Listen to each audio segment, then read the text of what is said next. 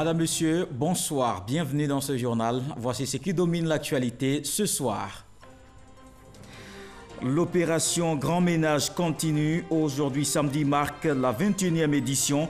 À Cocody et à Bobo, des volontaires ont nettoyé les rues. À San Pedro aussi, les commerçants invités à rendre le cadre propre. La ministre de la Salubrité, Anne Désiré Ouloto, appelle les populations au changement. Dans la région de l'Indénié-Dioablin, 860 km de routes profilées. Cela vise à faciliter le déplacement des populations et assurer l'écoulement des produits agricoles.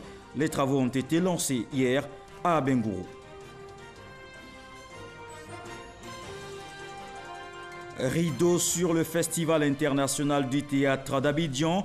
Pendant 5 jours, plusieurs pays africains étaient représentés sur les planches à Abidjan. Les acteurs du théâtre veulent se rapprocher davantage des populations pour la renaissance du secteur. Commençons ce journal par cette triste nouvelle. Aboudraman Sangaré n'est plus le membre fondateur du FPI a tiré sa révérence aujourd'hui. Il avait 72 ans. Michel Digré. Aboudraman Sangaré s'en est allé au petit matin ce samedi 3 novembre, emporté par une maladie. Le Front populaire ivoirien perd l'un de ses membres fondateurs, le fidèle compagnon de Laurent Gbagbo et de Simone. Sur sa page officielle, elle pleure un ami de tous les jours. Dans un communiqué de presse, Laurent Gbagbo salue avec déférence la mémoire de l'illustre disparu. Au-delà du Front populaire ivoirien, c'est toute la classe politique qui est affectée par ce décès. Ce que je retiens de lui, c'est un homme de caractère, qui a du caractère, qui exprimait des convictions très fortes, basées sur un raisonnement rigoureux. De telle sorte que vous l'ayez comme adversaire ou que vous l'ayez comme partenaire, lorsque vous avez des discussions, il n'était pas facile à convaincre. C'est avec beaucoup de tristesse que nous avons été informés. Je suis en mission hors du pays. Évidemment, la disparition de Sangaré est une perte de la classe politique. C'est un symbole de tout le combat politique qui s'en va. C'est un homme que nous respections par ses positions qu'il affiche et qu'il respecte, que nous respectons aussi pour sa fidélité. C'est une perte donc pour la Côte d'Ivoire et je voudrais ici présenter mes condoléances au Front populaire ivoirien, présenter mes condoléances à son épouse, à ses proches et disons à toute la classe politique ivoirienne. C'est la consternation, surtout qu'en moins d'un mois, c'est une troisième personnalité politique de premier plan que nous perdons après Indori, Gossio et aujourd'hui Aboudraman Sangaré. Donc, le PDC s'incline devant la mémoire de cet universitaire qui est un des animateurs de premier plan de la vie politique ivoirienne. Et nous présentons nos condoléances les plus sincères attristées à ces familles biologiques et politiques. Les populations se prononcent sur la disparition d'Aboudraman Sangaré. Selon nous, en tout cas, c'était un vrai opposant. En tout cas, moi je le considère comme le premier opposant même actuellement sur le chiquet politique de la Côte d'Ivoire parce que, voyez-vous, quand on fait un peu l'analyse, en tout cas c'est lui qui par moment, quand ça ne va pas, par moment, décline les réalités de comment s'appelle la politique, la vie politique voilà, en tout cas sur notre pays. Je salue la mémoire d'un grand homme qui a participé durant un moment à l'édification de la Côte d'Ivoire, puisqu'il a été sur le régime du président Laurent Gbagbo, inspecteur général d'État. Le gardien du temple, comme l'appelaient ses amis, dépose ainsi les clés de la maison Frontis qu'il aura contribué à bâtir.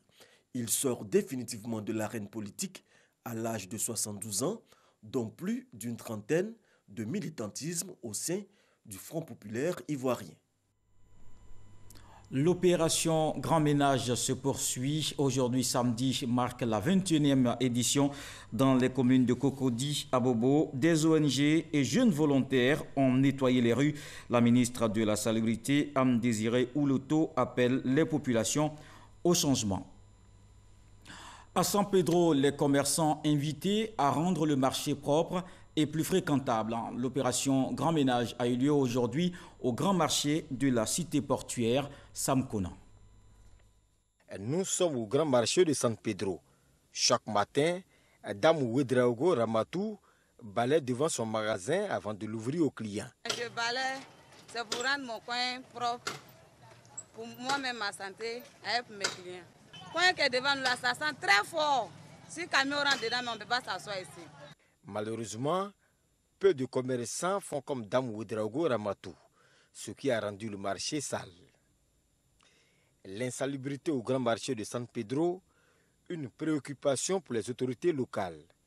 L'opération Grand Ménage de ce premier samedi du mois de novembre a été consacrée à ce marché. À l'aide de balais, de dabas, de pioches, de râteaux, de pelles et de brouettes, des volontaires sont venus appuyer les autorités pour curer les caniveaux, balayer et nettoyer les voies d'accès. Afin de préserver cette culture de propriété de son environnement, le secrétaire général des préfectures s'est rendu dans le marché pour sensibiliser les commerçants. Vous savez qu'aujourd'hui, on a une opération Grand Ménage dans le marché. Vous savez, mais malheureusement, on ne vous a pas vu. Les déchets et tout ce qu'on fait comme dégâts au niveau des ordures constitue un frein à la bonne santé. Donc le marché doit être tenu propre. Et cela dépend de vous d'abord. Aujourd'hui, nous sommes là pour vous sensibiliser. Mais il va arriver un moment où nous allons passer à la phase de répression. Parce que nous n'allons pas laisser le désordre s'installer encore plus. Nous le savons tous que toute la ville est réunie au sein du marché et toutes les nourritures et les consommations viennent du marché. Donc c'est tout à fait normal que cet endroit-là, le lancement en termes de la salubrité, de la propriété, voilà, commence par là. Et nous continuerons en tout cas de sensibiliser nos commerçants, de sensibiliser en tout cas tous ceux qui sont autour de nous, de rendre leur environnement propre. Et ça y va de la santé. La direction régionale de l'assainissement et de la salubrité et l'Agence nationale de gestion des déchets mettront le cap sur le quartier cité pour l'opération Grand Ménage de décembre prochain. Ici à Abidjan, la nouvelle politique de gestion des déchets ménagers a été lancée hier. Un lancement officiel qui marque aussi l'ouverture du centre d'enfouissement technique. Le ministre de l'Assainissement, Anne Désiré Ouloto, appelle les populations à un comportement éco-citoyen. Grascando. Boulevard jusqu'à Destin dans la commune de Trècheville ce vendredi 2 novembre. Il est un peu plus de 22h30. Scène inhabituelle.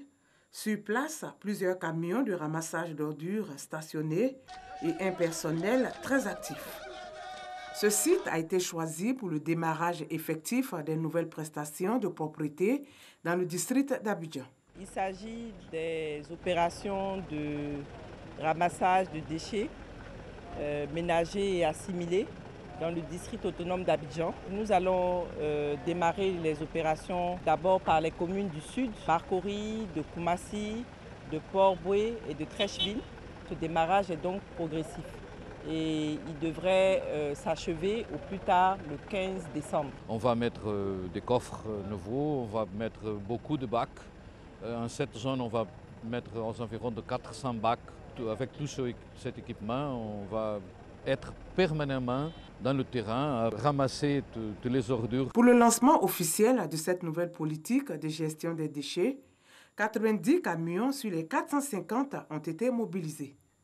Cette initiative du gouvernement a permis de créer plus de 3000 emplois dans le secteur de la salubrité. Je vais pouvoir subvenir à mes besoins avec le salaire qu'on m'a proposé.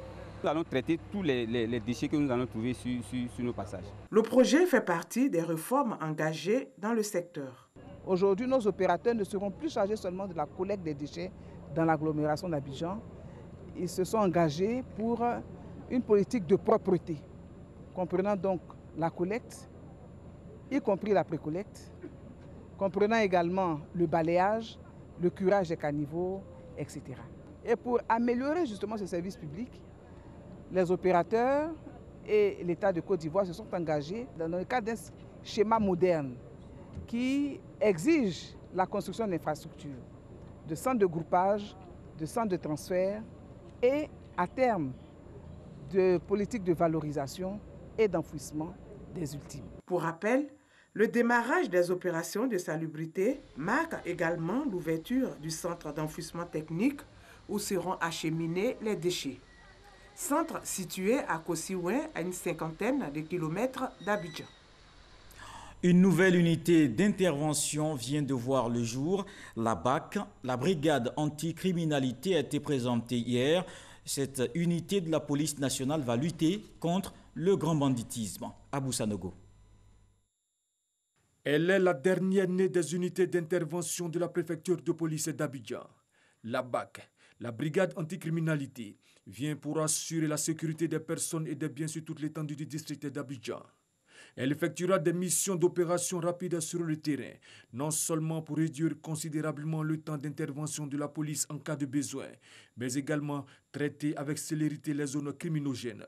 Forte d'un effectif de 150 hommes et disposant de matériel adéquat pour faire face à toutes les velléités, la brigade anticriminalité travaillera en synergie avec toutes les autres unités sur le terrain.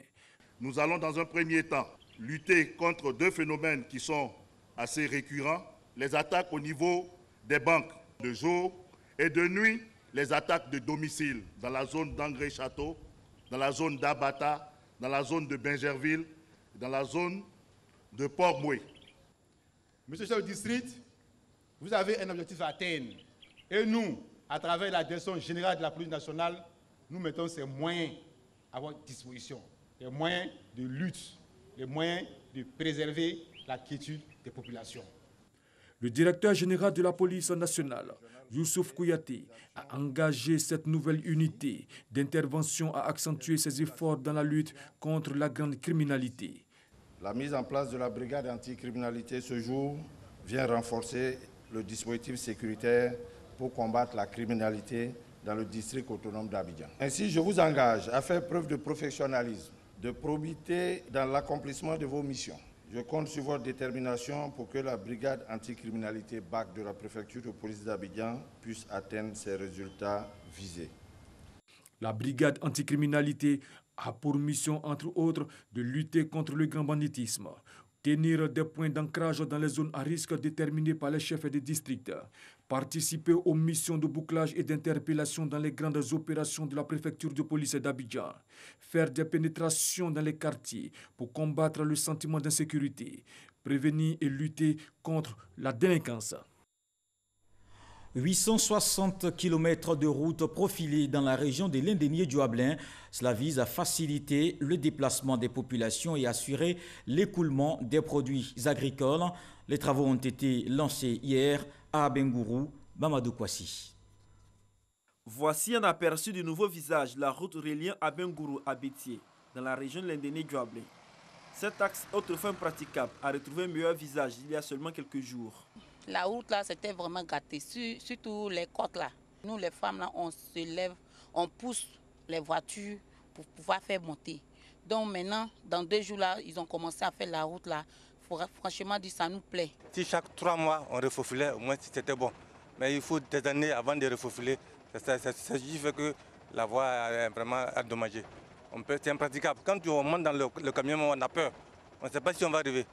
Les travaux de réfection de cette route internationale marquent le lancement officiel de reprofilage lourd de 860 km de route en terre de la région de l'Indénié-Dioablin. Ces travaux qui vont durer 5 mois comportent quelques caractéristiques. La première opération va consister à dégager. C'est ce qui a commencé. Après le dégagement, il va s'en suivre le reprofilage avec un compactage pour vous permettre d'avoir une voie bien solidifiée. Et tout ce qui sera constitué comme point faible seront traités après que l'ouverture et le reprofilage aient été achevés. D'où la joie des transporteurs et des populations qui pourront désormais écouler facilement leur production agricole. Représentant le ministre Pascal Kwaku Abinan, président du conseil régional Ndéné Douablé, Abdoulaye Tano a au nom des populations exprimé leur gratitude au président de la République, Alassane Ouattara, qui a facilité la réalisation de ce projet. Il a fait la promesse ferme de faire bitumer l'axe routier à Bengourou, à Boisseau, via Bétier, et ce serait chose faite. Je voudrais inviter l'ensemble des usagers de la route, les transporteurs, et surtout les utilisateurs des engins à deux roues, nos frères, nos enfants, à la prudence. Le préfet des régions, Fadi Ouattara, a au nom du ministre de l'équipement et de l'entretien routier, invité les entreprises en charge des travaux au respect des cahiers de charges. C'est la période de récolte, nous sommes en retraite. Nos produits de café cacao doivent être évacués dans de très bonnes conditions vers Abengourou et Abidjan. Donc les entrepreneurs, je vous invite à exécuter conformément au cahier de charges que vous avez, au marché que vous avez, d'exécuter les travaux comme il se doit. Je voulais également inviter la population, les cadres, les élus, les transporteurs à nous signaler toute défaillance. Pour la région de Ndéné Douablé, ce sont 800 km qui seront traités. Et ce projet s'inscrit dans le cadre du vaste projet national de reprofilage lourd de 40 000 km de routes en terre pour un montant de 87 milliards de francs CFA, entièrement financé par le Fonds d'entretien routier, FER. On reste avec Mamadou Kouassi pour parler du ministère de la Ville qui adopte une feuille de route. Une rencontre vient de se tenir sur les missions de ce nouveau département ministériel. Il s'agit entre autres de la politique d'aménagement du territoire et d'urbanisme. Dans quelques mois, la Côte d'Ivoire sera dotée d'une politique de la ville. C'est ce qui ressort des 3 jours de réflexion tenus à Yamoussoukro, qui ont réuni les cadres et les experts de la ville. Ces travaux ont permis de définir 7 missions propres au ministère de la Ville et 17 compétences qu'il partage avec les autres acteurs. Au nombre de ces décisions, il y a les stratégies et les moyens de financement des villes de Côte d'Ivoire, la politique d'aménagement du territoire et d'urbanisme et la réglementation en matière de développement urbain constituent également des préoccupations de ce ministère afin de mettre fin au désordre urbain. Nous pouvons à présent consolider notre feuille de route à travers la formulation participative de la politique de la ville en Côte d'Ivoire. Instrument de gouvernance de première importance qui régira notre action et qui devra apporter des réponses durables, concertées et novatrices qui détermineront le nouvel ordre urbain de notre pays. C'est une tâche exaltante qui nous attend et nous n'avons pas droit à l'erreur. Les recommandations qui sont ressorties du rapport général que nous avons validé constitueront le catalyseur de notre feuille de route. Cette feuille de route devra être rigoureuse et flexible en même temps. Le ministre de la Ville, François Albert Amicha, a également rassuré de la détermination de son ministère à relever tous les défis et à marquer l'histoire des villes ivoiriennes d'un saut nouveau de réformes efficientes. Il faut rappeler que 5 communications ont marqué ces 3 jours de travaux. À travers ce séminaire, le ministère de la Ville veut s'approprier ses attributions et ses missions. Il s'agit également de clarifier les compétences spécifiques du ministère de la Ville et celles conjointes des autres ministères. Le ministre de la Femme reçoit le prix du Forum régional des universités, un prix décerné au Kenya par le conseil d'administration de cette organisation, le professeur Bakayoko Liramata, distingué pour sa contribution à l'évolution de l'enseignement supérieur et de la recherche scientifique. Sephora Zegui, Walter Amadou Ouattara. Bakayoko Liramata, ministre de la Femme, de la Famille et de l'Enfant, primé à Nairobi pour l'ensemble de ses actions au profit de l'enseignement supérieur et de la recherche scientifique sur le continent. Ce prix lui a été décerné pour sa contribution exceptionnelle à l'enseignement supérieur en Afrique. Une action du conseil d'administration du Forum régional des universités pour le renforcement des capacités en agriculture, en abrégé RUFORUM. Cette distinction a été approuvée par un ensemble de 105 universités de 37 pays africains. Bakayoko Liramata, anciennement présidente de l'université Félix Houphouët-Boigny de Cocody, puis ministre de l'enseignement supérieur et de la recherche scientifique, a remercié ses pairs pour cet honneur. Membre de l'Académie des sciences d'outre-mer, le professeur Bakayokoli Ramata est à l'initiative de plusieurs projets, au nombre desquels la création du pôle scientifique et d'innovation de l'université Félix Houphouët-Boigny de Cocody, un pôle qui héberge en son sein des unités de recherche industrielle URI, un centre d'innovation et d'incubation start-up. Elle a aussi inscrit la démarche qualité au cœur des institutions d'enseignement supérieur, notamment par la création d'une direction générale de la qualité et des évaluations.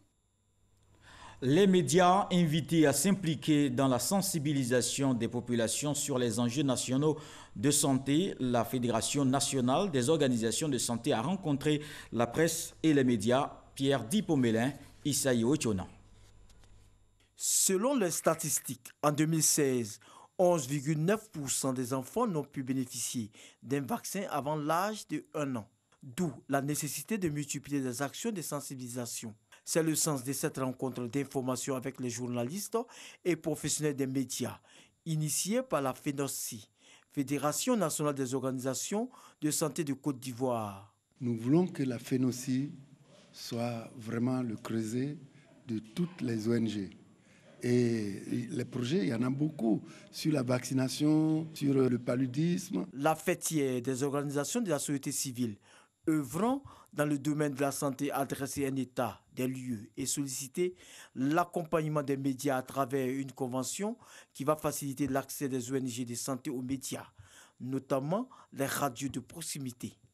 Nous, à travers nos 131 radios, plus de 131 radios qui existent sur le territoire national, à travers les langues, à travers les magazines que nous réalisons, nous pourrons contribuer à améliorer les conditions de vie des populations à travers la Côte d'Ivoire. Nous n'excluons pas les autres confrères, donc les autres partenaires presse, mais nous voulons, dans une phase pilote, commencer avec la radio de proximité, puisque la force des radios de proximité, c'est que le message part là où nous ne pouvons pas forcément arriver, parce que les messages sont traduits en plusieurs langues nationales. La FENOSI est née en 2012 et compte à ce jour plus de 300 organisations de la société civile qui animent l'écosystème sanitaire ivoirien.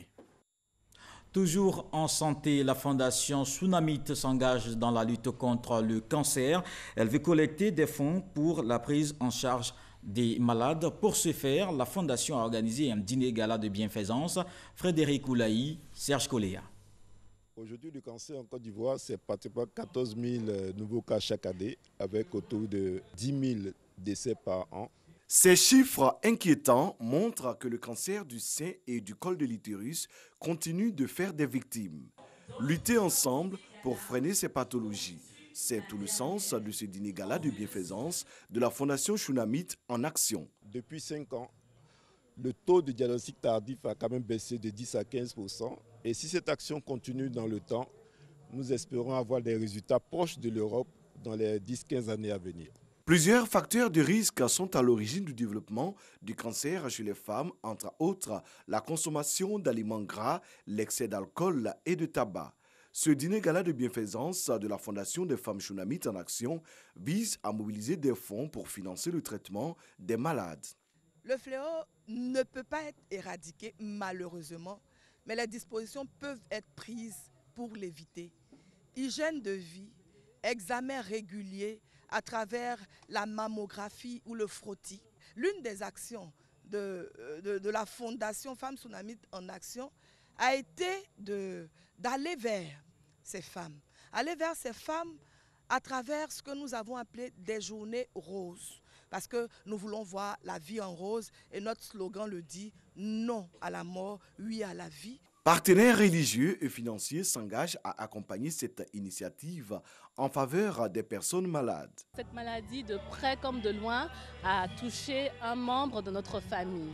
Et pour moi, la lutte doit se faire de façon commune. Nous devons tous mettre nos moyens physiques, nos moyens financiers pour pouvoir aider la recherche à lutter contre cette maladie. À travers cette chaîne de solidarité, la Fondation Tsunamit en Action espère mobiliser 5 millions de francs CFA. Le cancer du sein peut être soigné et guéri à 95% si le mal est vite détecté, selon les explications du professeur Adoubi Innocent.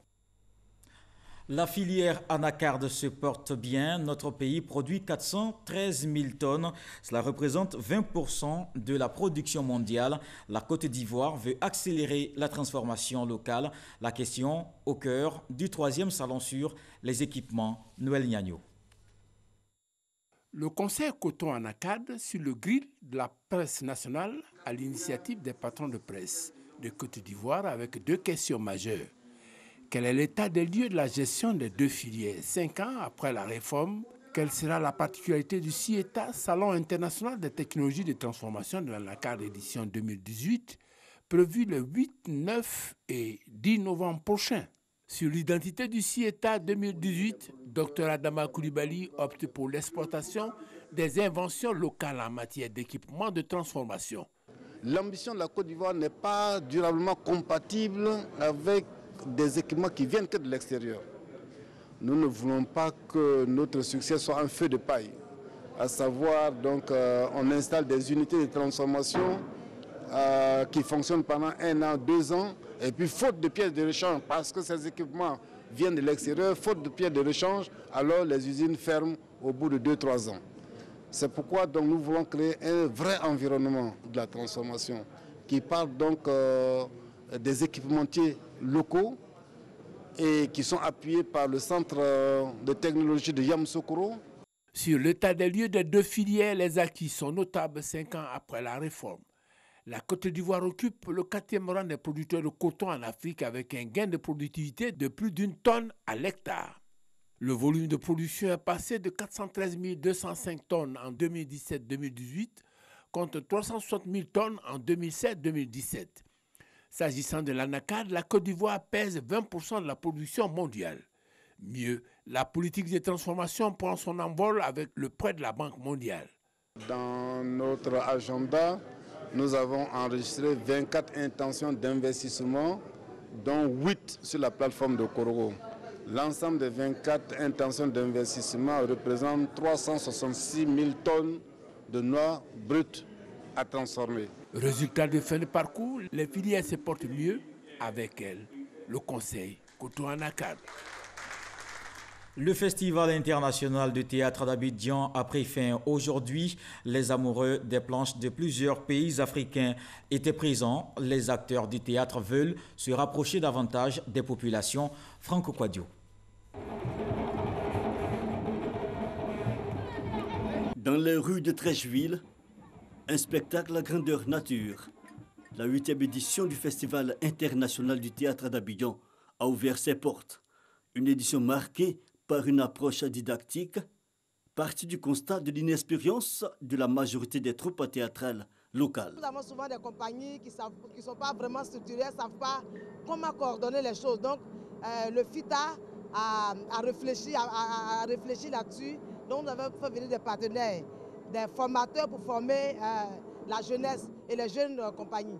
La compagnie Siamois Expression et plusieurs amoureux du théâtre de toute la sous-région veulent ainsi apporter leur pierre à l'édifice.